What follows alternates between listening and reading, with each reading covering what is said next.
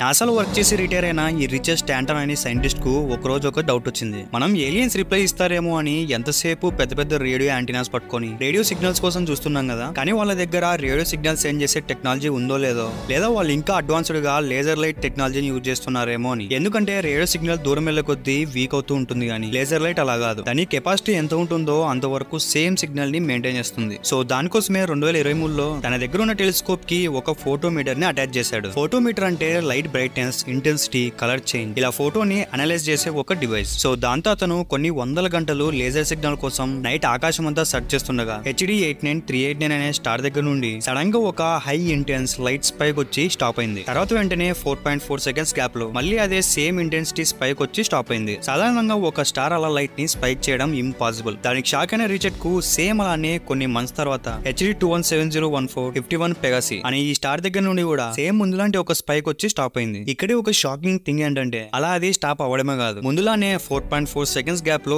మళ్ళీ స్పైక్ వచ్చి స్టాప్ అయింది. ఇంతేకాదు, సేమ్ ఇలానే 2025 లో కూడా ఒక స్టార్ నుండి రిపీట్ అయిందని ఒక సర్క్యులేషన్. సో స్టార్ నుండి ఇలా ఏ లైట్ సడన్ గా గ్యాప్ ఇస్తూ స్పైక్ అవడం ఇంపాసిబుల్. కానీ కొంతమంది ఏమో అవి స్టార్ కి టెలిస్కోప్ మధ్య ఏదైనా ఆబ్జెక్ట్ వచ్చినప్పుడు వచ్చే డిఫ్రాక్షన్ ప్యాటర్న్ అని చెప్తున్నారు. ఏదేమైనా అది డిఫ్రాక్షన్ ప్యాటర్న్ లేదా ఎక్స్ట్రా టెరెస్ట్రియల్ లైఫే మనకు లేజర్ లైట్ రూపంలో సిగ్నల్ పంపిస్తుందా అనేది ప్రస్తుతానికి ఒక మిస్టరీనే.